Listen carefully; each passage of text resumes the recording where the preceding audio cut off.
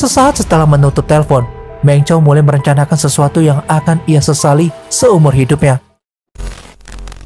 Begini jadinya nih, kalau ada guru nepsong sama muridnya, endingnya pasti nggak ngenakin. Kasus ini merupakan cinta segitiga yang cukup rumit dan agak panjang. Jadi pantengin terus ya alur kasusnya. Jadi di tanggal 30 September 2007, ada seorang siswa sekolah menengah atas nih, yang baru berusia 18 tahun, lagi ngeliat ponselnya untuk yang terakhir kali sebelum polisi ngebawanya. Dalam ponsel tersebut ada sebuah pesan teks yang bertuliskan, "Aku sangat merindukanmu." Siswa SMA itu nggak menyangka akibat pesan teks itu, dia harus kehilangan masa depannya dan kemungkinan kehilangan nyawanya. Terus gimana sih kelanjutan kisahnya? Nggak pakai lama, langsung aja kita gaskan ke case-nya. Kali ini AA mau ngenalin ke kalian seorang guru genit dan nakal nih, bernama Wang Yongli. Dia lahir pada tahun 1963. Dia merupakan lulusan bahasa Mandarin di sebuah universitas di Guizhou. Setelah lulus, Wang kemudian bekerja menjadi guru bahasa Mandarin di sebuah sekolah menengah nomor 6 di Guizhou. Wang merupakan guru yang cukup favorit di tempatnya ngajar, karena para muridnya nilai dia ini kayak nggak seperti guru pada umumnya dan punya pola pikir yang nggak kolot juga. Wang dikenal sangat open-minded lah pokoknya. Gak jarang dia juga ngebicarain tentang kisah cintanya sama muridnya. Karena kepopulerannya di antara para murid dan teknik mengajarnya yang modern, Wang Yongli bahkan mendapatkan penghargaan sebagai guru unggul di kota Guizhou. Sekolah menengah nomor 6 Guizhou merupakan sekolah yang cukup populer, di antaranya karena memiliki kelas khusus yang bernama kelas 15. Kelas tersebut ditujukan untuk para murid yang memiliki kesulitan belajar. Namun dengan kelas 15 ini, para murid dibina agar bisa ningkatin nilai akademisnya. Kebanyakan para murid yang berada di kelas khusus ini merupakan murid-murid yang berasal dari keluarga berada. Dari segi karir, Wang Yongli memiliki karir yang cukup sukses, namun tidak dengan kehidupan pribadinya. Wang Yongli pernah menikah saat dia berusia 27 tahun. Dari pernikahannya tersebut, dia punya seorang putra. Namun sayangnya setelah 5 tahun, pernikahannya berakhir dengan perpisahan. Wang harus menerima nasibnya menjadi janda di usianya yang ke-32 tahun. Setelah beberapa tahun sendiri, di usianya yang masuk ke 40 tahun, Wang kembali menjalin hubungan percintaannya dengan seorang pria yang bernama Zhao Ma. Zhao Ma merupakan teman satu kelasnya saat ia masih duduk di bangku sekolah. Namun ternyata hubungan ini rupanya juga nggak memenuhi apa yang Wang butuhkan dalam percintaan. Diketahui Zhao Ma sering melakukan perjalanan bisnis keluar kota karena dia bekerja di sebuah perusahaan konstruksi. Wang dan Zhao biasanya hanya bisa menghabiskan waktu 3 hari tiap bulannya. Nggak diketahui apakah Wang dan Zhao menikah. Namun menurut rumor, mereka cuma tinggal bersama karena kesibukan Zhao. Di kesepiannya, Wang kemudian mendedikasikan kehidupannya kepada para anak didiknya. Di sekolahnya, Wang kini menjadi wali kelas di kelas 15. Sebagai informasi aja ya lor, kelas 15 ini setara dengan kelas 1 SMA di Indonesia. Dan kemudian pada pertengahan tahun 2006 di kelas 15, Wang memiliki salah satu murid pindahan dari kelas 14 yang bernama Meng Zhao. Seperti yang diketahui di kelas 15, para murid memiliki latar belakang dari keluarga yang berbeda, gak terkecuali dengan Meng Chao. Ayahnya yang bernama Meng Riguang merupakan seorang petinggi di perusahaan konstruksi yang cukup besar di kota Guizhou. Sedangkan ibu Meng Chao gak pernah diketahui keberadaannya, karena kedua orang tua Meng Chao bercerai di saat usianya masih 3 tahun. Dan semenjak itu, ayah Meng Chao menjadi orang tua tunggal dan diketahui gak pernah menikah lagi. Namun rupanya karena kesibukannya, Meng Riguang menjadi kurang memperhatikan psikologi putranya yang udah beranjak dewasa. Meng Riguang mempercayakan Meng Chao kepada sekolah yang memang diketahui sebagai sekolah yang memiliki banyak anak didik dengan latar belakang yang hampir sama dengan Meng Chao. Meng Chao awalnya merupakan murid di kelas 14. Namun karena pada suatu hari Meng Chao tertangkap sedang minum minuman keras, akhirnya dia dipindahkan ke kelas 15 untuk dibina. Di kelas 15 ini, Meng Chao pun gak lama memiliki pacar yang bernama Li. Li merupakan teman satu kelasnya, namun sayangnya hubungannya ini hanya berjalan selama beberapa bulan aja, dan hubungan itu pun berakhir. Pada suatu hari Meng Chao mengorganisir teman-teman sekelasnya untuk bermain kartu di kelas. Hal itu tentu aja sangat dilarang di sekolah. Dan Wang pun sebagai wali kelas mengetahui kesalahan yang diperbuat oleh Meng Chao. Dia pun kemudian melakukan tindakan disipliner kepada para muridnya. Karena merasa bersalah, Meng Chao kemudian menelpon Wang dan meminta maaf atas kesalahannya. Sejak saat itulah obrolan di antara keduanya meningkat dan interaksi keduanya pun menjadi semakin sering. Meng Chow mengatakan bahwa sejak saat itu dia dan Wang merasa nyaman satu sama lain.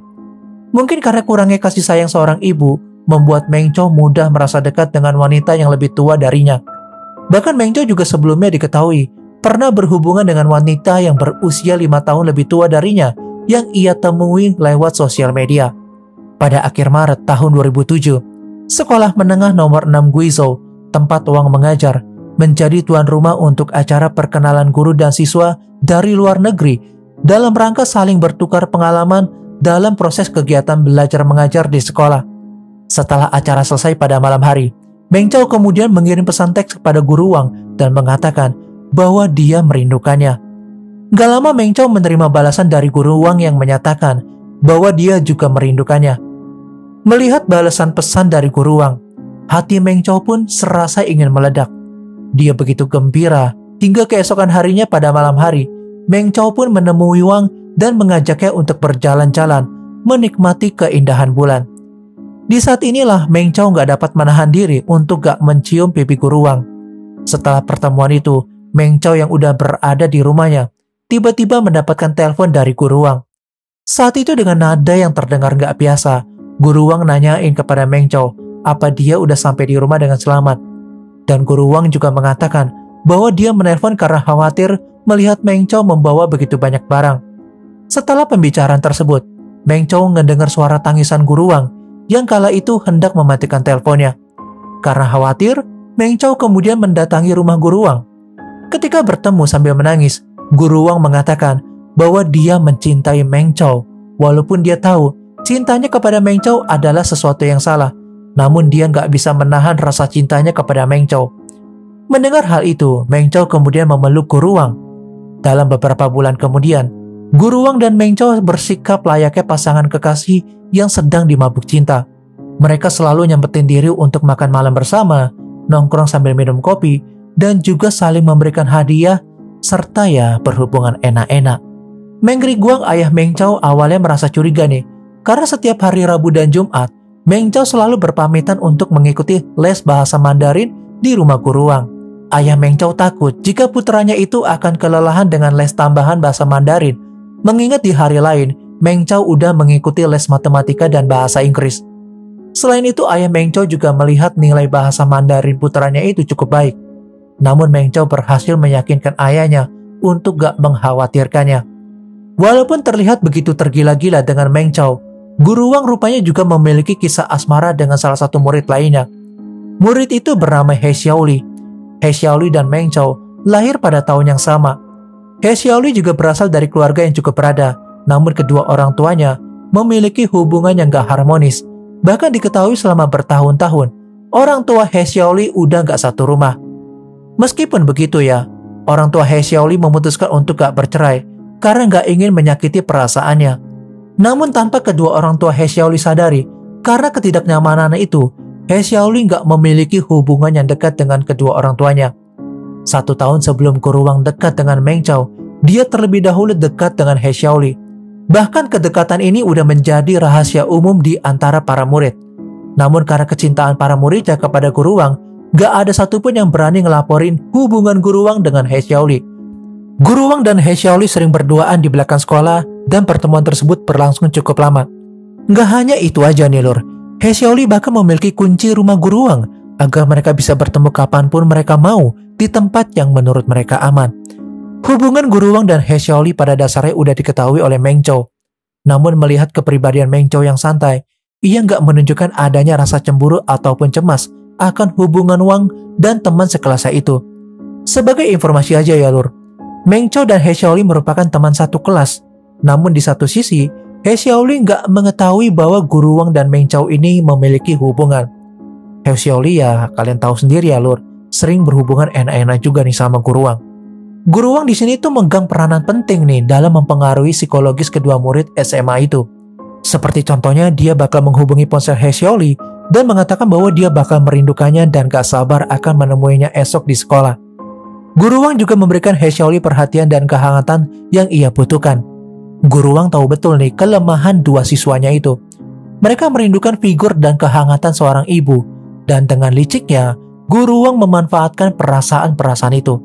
Patut diketahui ya, bahwa usia He Xiaoli dan Meng Zhao cuma selisih 2 tahun lebih tua dari putra kandungnya. Dan Guru Wang sendiri berusia 45 tahun ketika dia menjalani hubungan dengan He Xiaoli dan Meng Zhao. Konflik pun mulai terjadi nih pada suatu hari di bulan Juni 2007. He Xiaoli mendapati Guru Wang dan Meng Zhao sedang berjalan-jalan berduaan.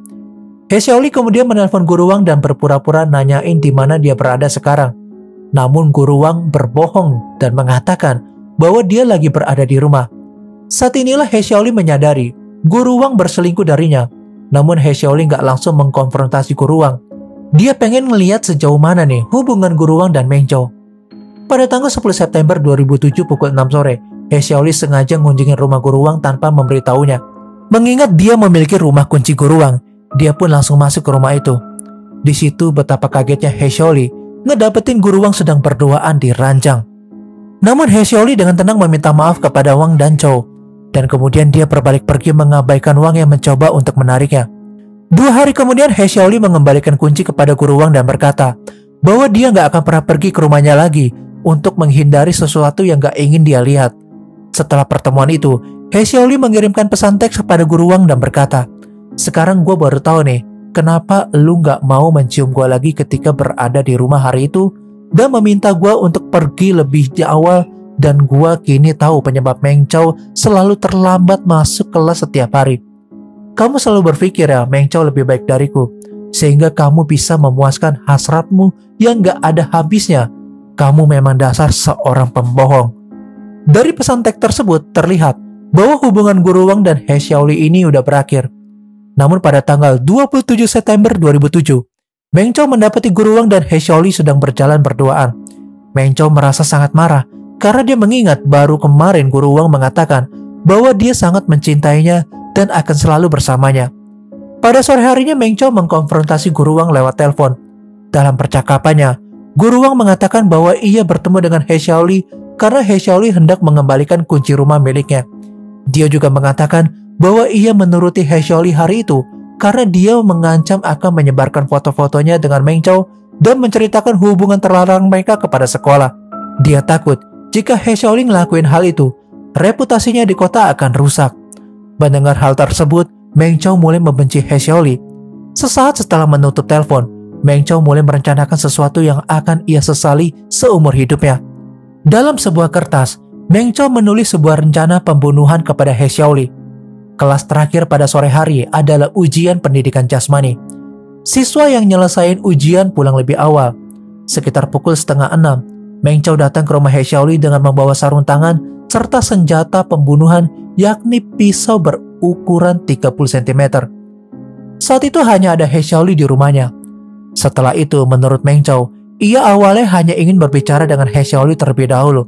Tetapi ia nggak menyangka jika He Xiaoli tiba-tiba mengatakan kata-kata kasar kepadanya sambil merendahkan Guru Wang.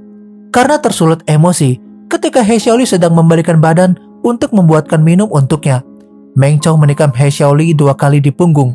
Sontak He Xiaoli pun tersungkur, lalu membalikkan badan He Xiaoli dan kembali menikamnya di bagian dada sebanyak 2 kali. Setelah itu, untuk menutupi kejahatannya, Meng Zhao menggunakan sarung tangan dan mengobrak-gabrik rumah He Xiaoli sehingga membuatnya seperti perampokan. Perlu dicatat bahwa saat kejadian hanya ada 2 orang, He Xiaoli dan Meng Zhao. He Xiaoli ditikam sampai meninggal. Dan dari pembunuhan itu, Meng Zhao mengakui kalau He Xiaoli ini menghinanya terlebih dahulu. Kemudian Meng Zhao juga mengatakan bahwa ketika He Xiaoli berbalik dan hendak membuatkan minuman untuknya, itu merupakan gestur permintaan maaf kepada He Xiaoli atas kata-kata kasar yang udah ia ucapkan. Namun Meng Zhao masih merasa sakit hati dan merasa nggak terima hingga akhirnya ia membunuhnya. Namun yang jadi pertanyaannya, jika Meng Zhao menggambarkan mereka berdua sedang bertengkar, mengapa He Xiaoli ini harus repot-repot untuk ngejamunya dan membuatin minum? Sekitar 1 jam kemudian, pada pukul 6:30, ibu He Xiaoli yang udah kembali ke rumah nemuinnya dalam keadaan terbaring dalam genangan darah. Ketika ambulans tiba di rumah itu, He Xiaoli dinyatakan telah meninggal dunia. Anehnya, sesaat setelah nemuin putranya di rumahnya dalam kondisi yang mengenaskan, ibu He Xiaoli nggak langsung nelpon ambulans. dia malah menelpon guru Wang terlebih dahulu untuk ngabarin bahwa He Xiaoli telah diserang. Masih di malam yang sama, kepolisian kemudian menginterogasi semua murid di kelas 15. Selama 2 hari berturut-turut, polisi terus menginterogasi semua murid. Dalam penyelidikan tersebut, guru Wang terlihat linglung. Oleh karenanya, Meng Chao menginap di rumah guru Wang. Ketika menjelang malam, Meng Chao menyaksikan guru Wang ketakutan dan berhalusinasi bahwa hantu He Xiaoli ini berada di rumahnya. Karena nggak sanggup melihat gurunya ini dirundung kesedihan, akhirnya pada malam tanggal 29 September, Meng Chao mengaku kepada guru Wang apa yang telah ia lakukan. Dia juga mengatakan bahwa dia akan menyerahkan diri kepada polisi keesokan harinya. Sambil memeluk Meng Chao, guru Wang mencegahnya untuk melapor ke polisi. Dia mengatakan bahwa Meng Chao satu-satunya orang yang ia miliki saat ini. Ia selanjutnya juga mengatakan bahwa polisi nggak akan sanggup memecahkan kasus pembunuhan He Xiaoli. Namun nggak disangka, keesokan harinya pada tanggal 30 September, Meng Chao dijemput di sekolahnya oleh polisi. Dalam hal ini nggak diketahui apakah Meng Chao memberitahu polisi atau guru Wang yang udah memberitahu polisi. Di kantor polisi, Meng Chao mengakui semua perbuatannya. Ketika ayahnya menemui, Meng Chao berkata dengan santai kepada ayahnya untuk gak usah khawatir. Anggap aja ia sedang mengikuti wajib militer selama 3 tahun atau 5 tahun. Tanpa dia sadari, hukuman yang akan didapatinya sangatlah berat. Setelah tinggal di pusat penahanan selama hampir 5 bulan, Meng Chao mulai menuding guru Wang. Dia mengatakan bahwa pembunuhan itu dia lakukan karena guru Wang terus memprovokasinya. Menurut Meng Chao, guru Wang gak pernah memberitahukannya bahwa ia dan He Xiaoli adalah sepasang kekasih. Guru Wang selalu menangis kepadanya dan mengatakan kepadanya bahwa He Xiaoli selalu mengancamnya. He Xiaoli bahkan juga pernah mencekik leher guru Wang. Pada tahun 2008, menurut salah satu tabloid yang bernama Metropolis Daily, kepribadian Meng Chao mulai berubah ketika dia dan guru Wang mulai menjalin hubungan terlarang itu. Ayah Meng Chao sering menemukannya minum dan merokok di kamarnya sendirian. Selain itu, Meng Chao yang dulu dikenal sangat riang berubah menjadi murung dan mudah terbawa emosi. Sempat suatu hari ayah Meng Chao ingin menemui wali kelasnya yakni guru Wang. Namun hal tersebut urung ia lakukan karena Meng Chao marah sejadi-jadinya kepadanya. Namun ayah Meng Chao nggak pernah menyangka putranya ternyata memiliki hubungan terlarang dengan gurunya. Dari beberapa saksi menyatakan bahwa Meng Chao memang dihasut oleh guru Wang. Namun polisi nggak nemuin bukti apapun bahwa guru Wang lah yang mendorong Meng Chao untuk membunuh He Xiaoli pada hari itu. Beberapa hari setelah penangkapan Meng Chao, guru Wang dipecat dari sekolah tempat dia mengajar. Setelah saat itu, Wang Yongli nggak pernah terlihat lagi dimanapun. Ada desas-desus yang menyatakan bahwa Wang mencoba mengambil nyawanya sendiri, dan ada beberapa orang mengatakan bahwa dia udah ninggalin provinsi Guizhou. Beberapa orang berpendapat bahwa mungkin Wang Yongli ini nggak menghasut Meng Chao untuk melakukan kejahatan tersebut. Namun nggak diragukan lagi ya, bahwa dialah pemicu utama dari kasus ini. Sebagai seorang guru, bagaimana bisa dia ngelakuin hubungan percintaan dengan 2 orang anak didiknya? Selain itu, bagaimana Wang Yongli ini masih bisa lancang mengirim pesan teks yang bertuliskan "Aku merindukanmu" kepada Meng Chao di hari ia ditangkap? Pada tanggal 22 Februari 2008, Pengadilan Pusat Guizhou menyidangkan kasus tersebut. Dan pada tanggal 22 April, Meng Chao dijatuhi hukuman mati karena pembunuhan berencana. Pengacara Meng Chao berpendapat bahwa Wang Yongli juga harus memikul tanggung jawab atas tindakan Meng Chao. Namun hakim nggak menerimanya. Secara moral, Wang Yongli memang harus disalahkan. Namun nggak ada ketentuan hukum untuk menghukum Wang Yongli. Tiongkok memiliki peraturan untuk melindungi anak perempuan di bawah usia 14 tahun, namun enggak untuk anak laki-laki. Hakim tingkat pertama mutusin bahwa hukuman mati Meng Chao didasarkan pada 2 poin utama. Satu adalah kejahatan terencana, dan yang lainnya adalah kekejaman. Sejak saat itu, kasus tersebut memasuki proses peninjauan hukuman mati. Ayah Meng Chao terus berusaha agar putranya nggak dihukum mati. Hingga saat ini, AA riset kasusnya ya. AA belum nemuin informasi pasti nih, apakah Meng Chao udah dieksekusi atau belum. Ya seorang guru nih ya, harusnya ngedidik. Malah ngejalin percintaan rumit begini sama muridnya lagi. Kalau menurut kalian soal kasus ini gimana nih lor? Coba deh komentar di bawah ya. Dan mohon maaf kalau ada kesalahan kata dengan penyebutan namanya atau beberapa kalimat. Karena nama Tiongkok ini agak susah disebutin ya. Ya namanya manusia ya lor, maafin ya lor.